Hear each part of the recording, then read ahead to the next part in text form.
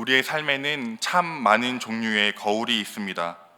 어떠한 거울이 있는지 생각을 해본다면 아침마다 세수하며 보는 거울도 있는가 하면 휴대하고 다니며 수시로 꺼내보는 작은 손거울도 있고요. 또 백화점이나 옷가게에 가면 볼 수 있는 거대한 전신 거울도 있습니다. 이런 거울들은 저마다 우리의 모습을 비추어 줍니다.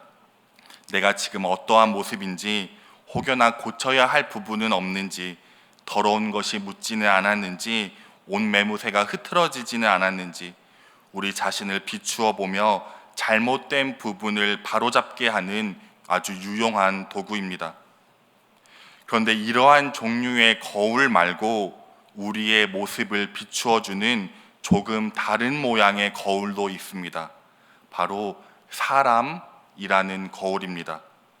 이 사람이라는 거울도 마치 일상의 흔한 거울들처럼 우리의 모습을 비추어 주는 것입니다. 오래전 고등학교 시절에 한 선생님께서 그런 말씀을 하신 적이 있으셨습니다. 항상 젊은 학생들과 함께 지내다 보니 그들을 바라보고 있다 보니 나도 마치 그와 같이 젊은 줄 알았다고요. 그러던 어느 날 거울을 문득 유심히 봤더니 내가 참 많이도 늙어 있음을 문득 깨닫게 되었다고 하신 말씀이 기억에 남아 있습니다. 젊은 학생들의 모습, 매주 마주하는 그들의 모습을 보니 마치 자신을 비추는 거울처럼 그렇게 그 선생님에게 여겨졌다는 생각이 듭니다. 또 그런 재미있는 이야기도 있죠. 그 두 사람이 굴뚝 청소를 다 한 후에 서로를 바라보는데 한 사람은 얼굴에 검은 것이 묻어 있었고 한 사람은 전혀 묻어 있지 않았습니다. 그런데 이 이야기에서 얼굴을 씻은 사람은 누구라고 했었죠? 네, 얼굴을 씻은 사람은 얼굴에 아무것도 묻지 않은 깨끗한 사람이 씻었다는 이야기입니다. 깨끗한 사람이 더러운 사람을 보며 아, 나도 저렇게 묻어 있겠구나 하며 씻게 된 경우고, 더러운 사람은 반대로 아, 나도 저렇게 깨끗한가 보다 하며 씻지 않게 된 경우이죠. 이처럼 사람은 그 모습 자체로 다른 사람을 비추는 거울이 됩니다. 그런데 외적인 모습뿐만이 아니라 그 사람의 행적, 인품, 성격, 삶의 모든 총체도 거울이 되곤 합니다. 그릇된 사람의 거울을 통해서는 나도 저렇게 살지는 말아야지 하며 나의 모습을 바르게 고치고 정돈해 나가고, 본이 되는 사람이라는 거울을 통해서는 나도 저러한 모습을 닮아야지 하며 삶의 바른 본보기로 삼을 수 있습니다. 그런데 성경도 이런 사람이라는 거울을 등장시켜 우리의 모습을 비춰줍니다. 특히 바울은 두 가지의 거울을 통해 우리가 나아가야 할 방향을 종종 제시하곤 하는데, 하나는 아담이라는 거울이요, 다른 하나는 예수 그리스도라는 거울입니다. 바울이 비교하며 제시하는 아담과 예수 그리스도, 그리고 이것을 신학적인 용어로는 아담 기독론이라고 말합니다. 대표적인 아담 기독론은 로마서 5장과 고린도전서 15장의 말씀이 있습니다. 로마서 5장의 아담 기독론은 한 사람, 아담의 범죄로 말미암아 죄가 세상에 들어왔지만 또 다른 한 사람, 바로 예수 그리스도의 순종으로 우리가 의롭다함을 얻었음을 말씀합니다. 또 고린도전서 15장의 아담 기독론은 첫사람 아담으로 말미암아 모든 사람이 죽었지만 예수 그리스도로 말미암아 모든 사람이 생명을 얻었음을 또한 우리에게 들려줍니다. 아담과 예수 그리스도의 모습, 그 두 가지의 모습을 비교하여 이렇듯 우리에게 진리를 전달해 주는 것입니다. 그리고 마지막 한 가지 아담 기독론이 남았는데 그것이 어디냐? 바로 오늘 본문의 말씀입니다. 그런데 오늘 본문은 앞서 말씀드렸던 로마서나 고린도전서처럼 아담이라고 하는 명확한 글자를 사용하고 있지는 않습니다. 하지만 이것은 분명한 아담 기독론으로 예수 그리스도와 아담의 모습을 비교하여 설명한 말씀인데, 그럼 도대체 본문 어디에서 그 아담을 찾을 수 있냐 한다면 바로 6에서 8절에 있습니다. 우리가 한번 읽어보겠습니다. 그는 근본 하나님의 본체시나 하나님과 동등됨을 취할 것으로 여기지 아니하시고 오히려 자기를 비워 종의 형체를 가지사 사람들과 같이 되셨고 사람의 모양으로 나타나사 자기를 낮추시고 죽기까지 복종하셨으니 곧 십자가에 죽으심이라. 아멘. 이 본문 중에 혹시 어디가 아담과 예수님을 비교한 부분인지 혹시 보이시나요? 네, 바로 6절입니다. 그는 근본 하나님의 본체시나 하나님과 동등됨을 취할 것으로 여기지 아니하시고. 도대체 이게 어째서 아담과의 비교이고 아담과의 대조냐 할 수 있지만 그것을 확인해 보기 위해 우리가 창세기의 한 구절을 읽어보겠습니다. 창세기 3장 5절입니다. 함께 읽겠습니다. 너희가 그것을 먹는 날에는 너희 눈이 밝아져 하나님과 같이 되어 선악을 알 줄 하나님이 아심이니라. 아멘. 뱀이 여자에게 말했습니다. 너희가 그것을 먹는 날에는 너희 눈이 밝아져 하나님과 같이 되어 선악을 알 줄 하나님이 아신다고요. 그 말을 듣고 하나님과 동등됨을 취하려 했던 한 사람이 있었습니다. 바로 아담입니다. 그는 뱀의 말에 자신도 하나님과 같이 되고자 하여 하나님의 지위를 찬탈하고자 하였습니다. 그렇게 빌립보서 2장 6절은 하나님과 동등됨을 취하려 했던 아담과 하지만 그렇게 하지 아니하셨던 예수 그리스도의 순종을 비교해 놓은 것입니다. 그리고 그분에 대해 계속 설명합니다. 그는 근본 하나님의 본체시나. 여기서 말하는 본체라는 단어는 헬라어로 모르페라고 합니다. 이것이 가진 의미는 어떠한 것이 눈에 볼 수 있는 형태로 나타난 것이라는 뜻입니다. 즉 본체는 단순한 외형적인 모습만 나타내는 것이 아니라 본질과의 일치를 나타냅니다. 즉 하나님과 본질상 같다는 것입니다. 그래서 그는 근본 하나님의 본체 신화를 풀어서 설명해 본다면 그는 진실로 하나님의 본질이시요 하나님의 형상이시지만으로 풀어볼 수 있습니다. 즉 그리스도는 누구냐? 눈에 보이지 아니하는 하나님이 인간의 눈에 볼 수 있는 모습으로 나타나신 바로 그 하나님과 동일한 하나님이라는 뜻입니다. 이것은 골로새서 1장 15절에 그는 보이지 아니하는 하나님의 형상이시오와 같은 의미입니다.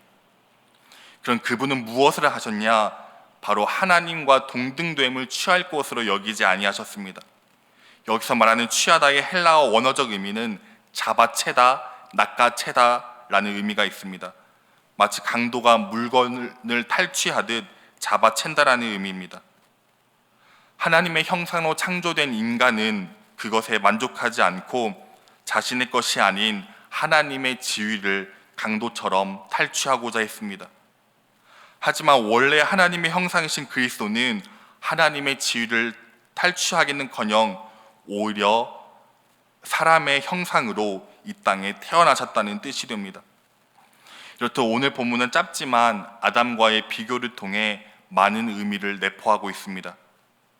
그런데 생각해보면 하나님과 동등됨을 취했던 사람은 아담뿐만이 아니라 역사적으로 참으로 많이 존재했습니다. 대표적인 예가 로마의 황제입니다. 1세기경 알렉산드리아의 유대인 학자 중에 필로라는 사람이 있었습니다. 이 사람이 쓴 글에 당시 로마의 황제였던 가이우스가 신의 복장을 하고 있었다고 합니다. 어떤 옷을 입었는지 정확히는 잘 모르겠지만 신의 복장이라고 한 것으로 보아 아마 그 어떤 옷보다 더 화려한 옷이었을 것입니다. 그러한 옷을 입은 가이우스 황제의 모습을 보고 사람들은 데오우 모르페라고 불렀다고 합니다. 이 헬라어를 해석하면 오늘 본문의 하나님의 본체와 같은 의미입니다. 또 필로는 말하기를 가이우스 황제는 신들이 갖고 있는 그런 영예를 탈취하듯 했고 자신에 대해 주라는 칭호를 사용하도록 요구했으며 신들의 입는 옷을 입었고 하나님으로 여겨지고 싶은 열망에 사로잡혀 갖은 악행을 저질렀는데도 사람들은 그를 데오 모르페, 즉 하나님의 형상, 하나님의 본체라 불렀다고 말하고 있습니다. 즉 로마 황제는 근본 하나님의 본체가 아님에도 불구하고 자신을 신으로 주장하기 위해 하나님과 동등됨을 취했던 것입니다. 그런데 이 옛날뿐만이 아니라 오늘을 사는 이 시대에도 이러한 모습을 우리는 자주 목격합니다. 자신이 속해 있는 집단이나 자신이 부릴 수 있는 영향권 안에서 마치 자신이 신이라도 된 듯 인간 위에 서고자 합니다. 목을 누르듯 사람의 약점을 쥐어잡고 자신의 돈벌이 수단으로 삼는 유튜버들과 사기꾼들과 그의 득세에서 기생하며 살아가는 사람들, 그들이 행하는 폭력과 협박과 폭언들, 다른 인격을 함부로 대하라는 그런 능력은 도대체 누가 부여한 것일까요? 다른 인격을 발 아래 두고 그 사람의 고통과 아픔을 즐거움 삼거나 고작 자기 스트레스의 해소거리로 삼는 행위들은 누가 하라 했단 말인가요? 그러한 정당성은 그 어느 누구도 부여한 적이 없습니다. 그것은 스스로가 하나님의 자리를 찬탈하여 아담과 마찬가지로 다른 인격보다 우위에 있다는 하나님과 동등됨을 취해버린 행위일 뿐입니다. 그리고 심지어 하나님일지라도 인격을 그렇게 대하지는 아니하십니다. 오히려 오늘 본문은 이렇게 말씀합니다. 7절입니다.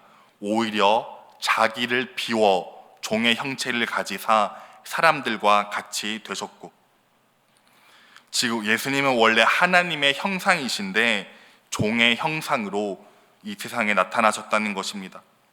하나님이라고 해서 어떠한 인격들보다 위에 서며 군림하는 존재가 아니라 오히려 종의 형상이 되셨다는 것입니다. 우리와 똑같은 기준선상에 그러한 인격적 존재가 되셨다는 것입니다.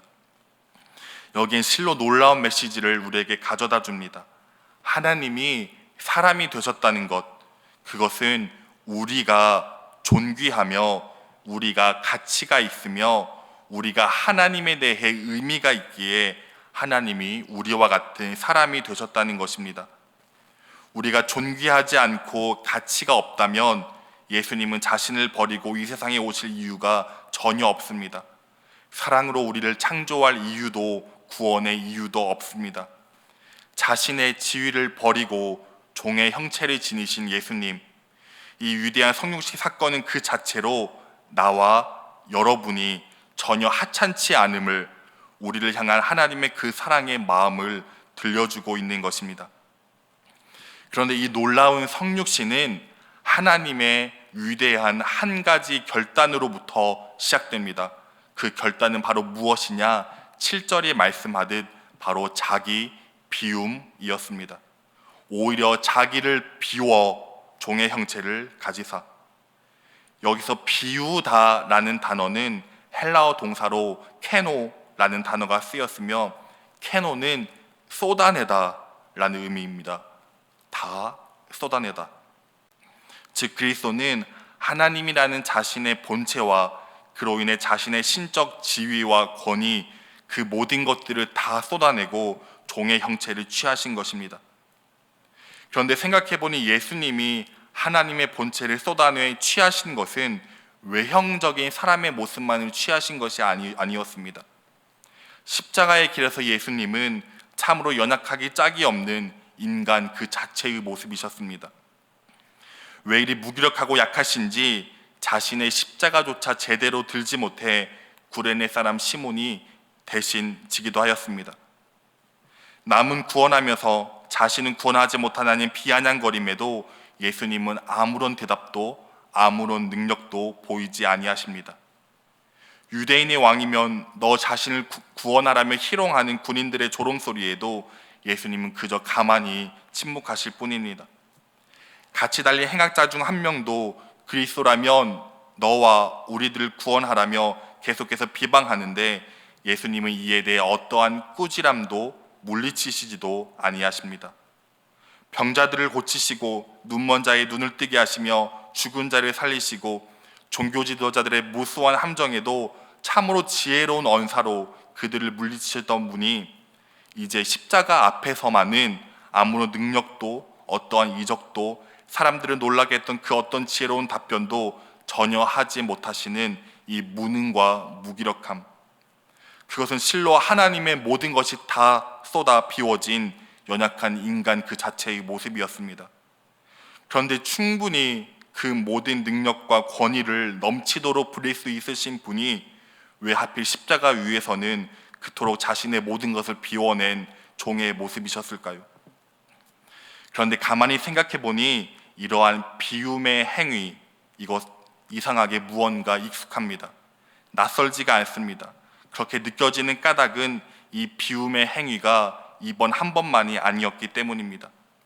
그것은 삼위일체 하나님이 태초하셨던 창조 사역, 바로 거기에도 분명한 이 모습이 담겨 있습니다. 예전 새벽 설교 때도 한번 말씀드린 적이 있었는데, 몰트만이라고 하는 신학자는 이를 유대인들의 개념인 침춤이라는 것으로 설명하기도 했습니다. 침춤, 무언가 한자어 같지만 한자는 아니고요, 히브리어로 응축, 승축이라고 하는 뜻입니다. 이것이 무엇이냐? 하나님의 창조 사역은 하나님의 전능성을 제한하는 자기 제한의 행위였다는 것입니다. 하나님은 어느 곳에나 계십니다. 이를 두루편 있을 제자 두루 계시다 해서 편재라는 단어를 사용합니다. 그런데 하나님은 자신이 갖고 있는 그 무한한 편재성을 거둬들이고 그것을 포기하시고 무엇을 하셨냐? 바로 공간이라고 하는 것을 창조하셨습니다. 뿐만 아니라 자신의 그 영원성을 거둬들여 시간을 창조하셨으며, 그리고 자신의 지극한 그 전능성을 거둬들여 인간에게 자유를 허락하셨습니다. 우리가 누리는 이 피조물의 자유, 우리가 먹고 마음껏 보고 걷고 살아가는 이 모든 자유는 하나님의 전능성에 그 자기 제한 없이는 불가능한 것이었습니다. 편재를 거둬들여 공간을, 영원을 거둬들여 시간을, 그리고 전능을 거둬들여 우리에게 자유를, 이 창조 사역은 하나님의 침춤, 즉 자기 제한의 행위였습니다. 그렇게 우리가 살아가는 이 공간과 숨쉬는 시간, 그리고 누리는 자유 속에서 우리는 한 가지를 경험하게 됩니다.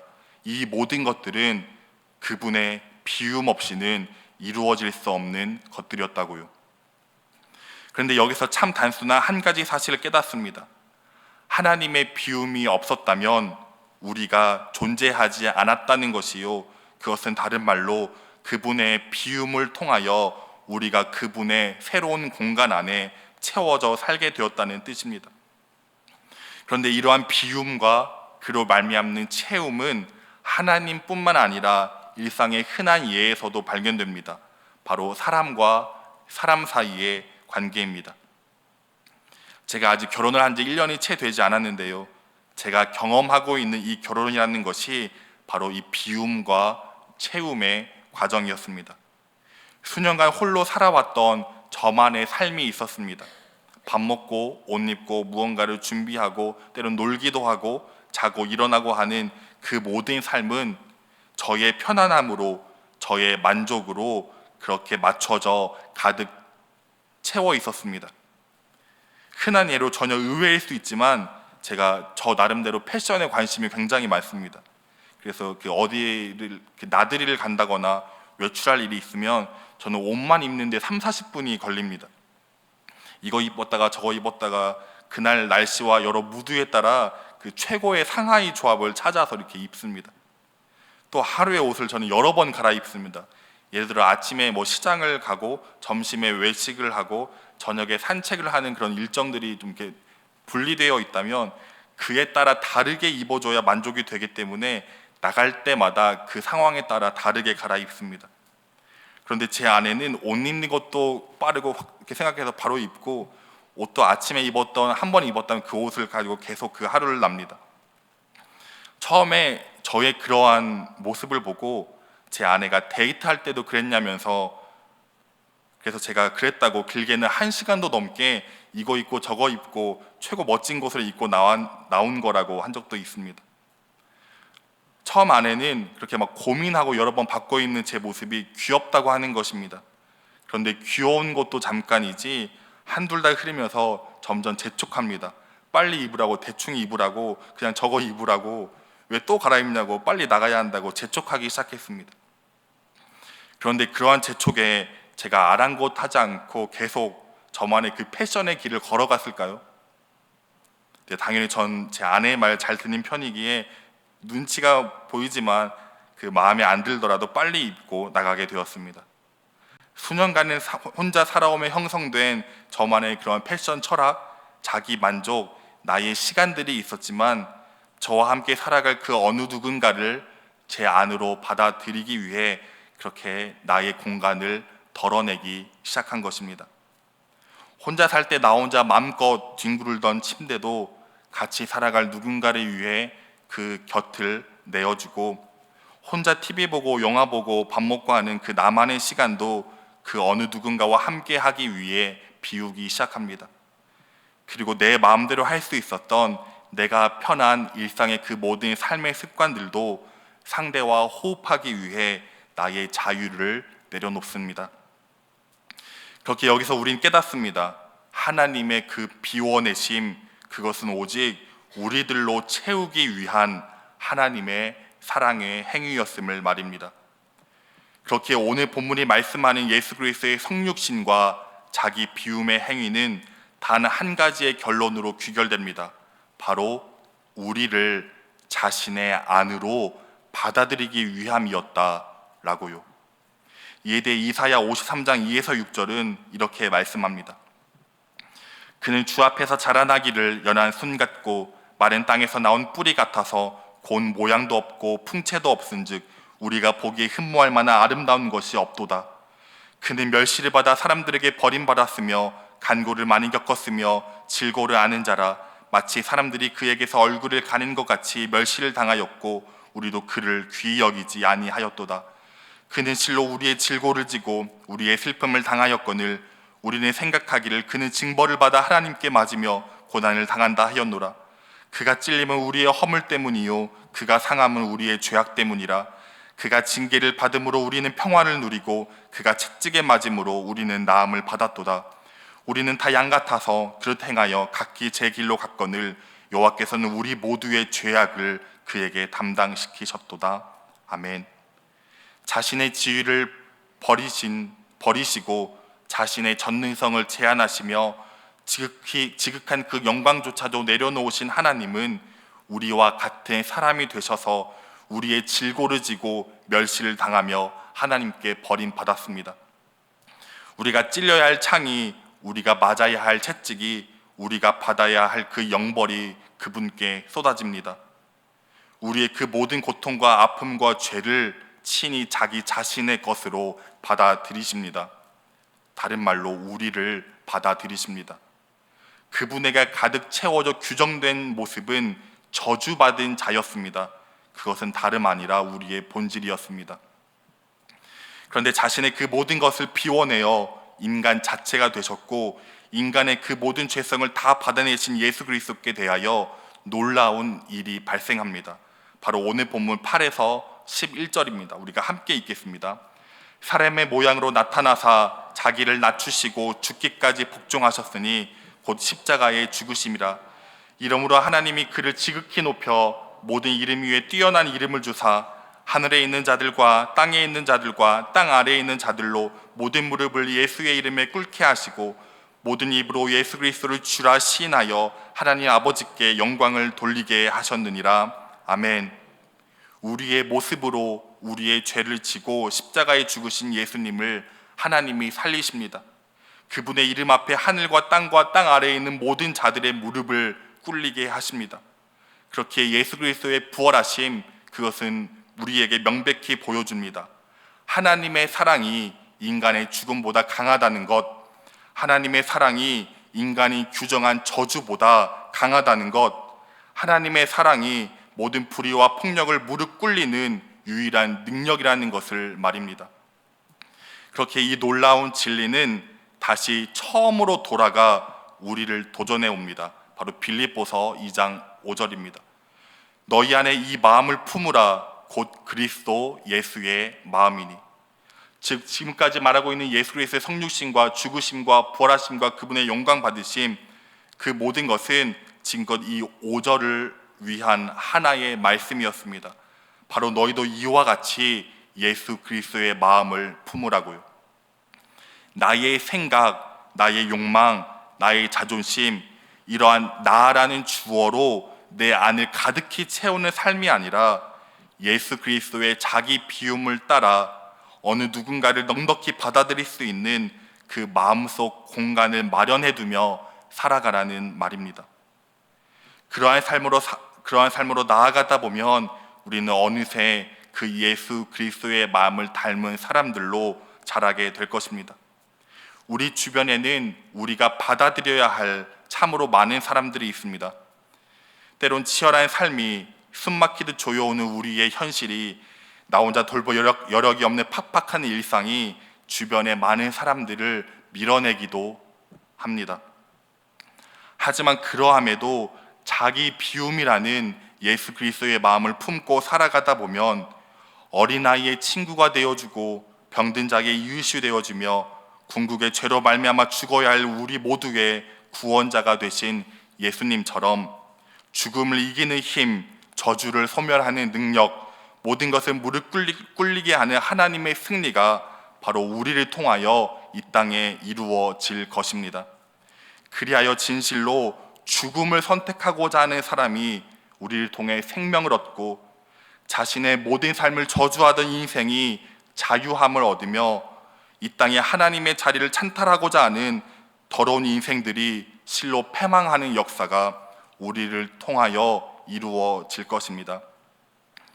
그렇게 예수 그리스도라는 거울을 통하여 그 모습을 항상 비추어 보며 자기 비움의 삶을 살아가는 우리 복된 교회 성도님들 되시기를 간절히 소망합니다. 기도하겠습니다.